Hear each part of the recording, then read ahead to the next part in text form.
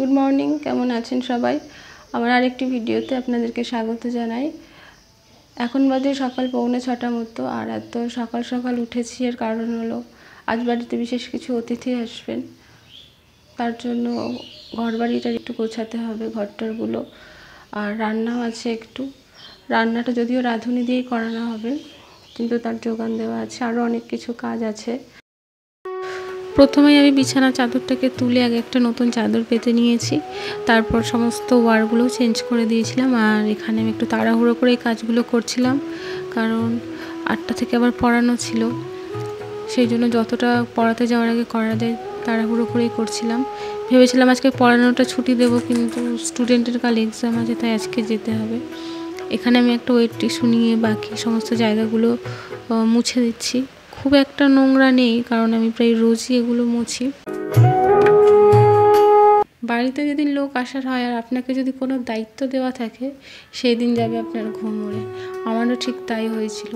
আজকে ভোরবেলায় ঘুম ভেঙে গেছিলো যে কখন হবে, আদৌ করতে পারবো কি না, এই ভাবনা ভেবে ভেবে। আর এদিকে আমি এই কাজগুলো করেই চলে গেছিলাম পড়াতে। পড়িয়ে বাড়ি এসে খাওয়া দাওয়া করে আবার কাজ শুরু করতে বেজে গেছিলো প্রায় 11:30 মতো। এই সমস্ত কাজগুলো আমি বাড়ি এসে করেছি।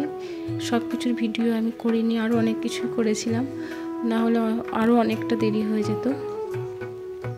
এই যখন ঝাড় দিচ্ছিলাম তখন বাজে প্রায় 1টা। ঝাড় দিয়ে ঘর মুছে উঠতে উঠতে বেজে গেছিলো 1:45 মতো।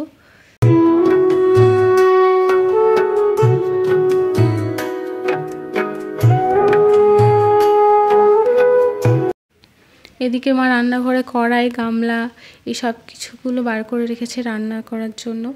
আর এদিকে চিকেনটাও দেখলাম ধুয়ে রেখেছি, চিকেনটা রাখা হয়েছে পকোড়া করার জন্য। এখন বাজে দুপুর 2টো। আমার মা কারোরই স্নান খাওয়া কিছুই হয়নি, বাকি সবার হয়ে গেছে। এদিকে যে ব্যাগগুলো আছে, ব্যাগগুলোতে সমস্ত বাজার আছে। আর রান্নাটা রান্নাঘরেই করা হবে, যেহেতু এখন বর্ষাকাল, কখন বৃষ্টি এসে যায় সেই জন্য। এখন বাজে দুপুর 3টে। রাঁধুনি এসে গেছে আর আমরা সবাই মিলে বসে গেছি সব কিছু জোগাড় করে দেওয়ার জন্য। এখানে প্রথমে এসে আগে ময়দাটা মেখে রাখা হয়েছে, আর পকোড়ার জন্য চিকেনটাও ম্যারিনেট করে রাখা হয়েছে। আজকের মেনুতে ছিল লুচি, চানা মশলা আর চিকেন পকোড়া। চিকেন পকোড়াটা দেওয়া হবে চায়ের সঙ্গে। এখানে ছোলাটা সেদ্ধ করা হয়েছে, আর আমার দায়িত্ব পড়েছিল ও মশলা করে দেওয়ার জন্য। আমি এই সবগুলোই করে দিচ্ছিলাম। তেতো তেতো ভাব লাগে। এই এক মিক্সে হয়েছে, দেখো রাঁধুনি পেঁয়াজ আর ছাড়াবো না না আপনি জানেন আর ভেজে দিই না। এখানে হচ্ছে চানা মশলাটা, এরপর পকোড়াটা ভাজা হবে। পকোড়াটা পুরোপুরি ভাজা হবে না, অল্প একটুখানি ভেজে তুলে রাখা হবে, তারপর ওনারা যখন আসবেন তখন গরম গরম ভেজে দেওয়া হবে। লুচিটাও তখনই ভাজা হবে। আর এদিকে দেখুন, সারাদিন আজকে বৃষ্টি হয়নি, কিন্তু এই দুপুরবেলা এক ঝমকার বৃষ্টি হয়ে চারিদিকটা সব কেমন কাদা কাদা হয়ে গেছে। আর এদিকে আমরা সবাই বসে গল্প করছিলাম আর রান্না হচ্ছিল।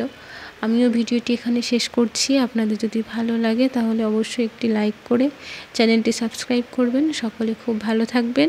দেখা হবে আমার পরের একটি ভিডিওতে।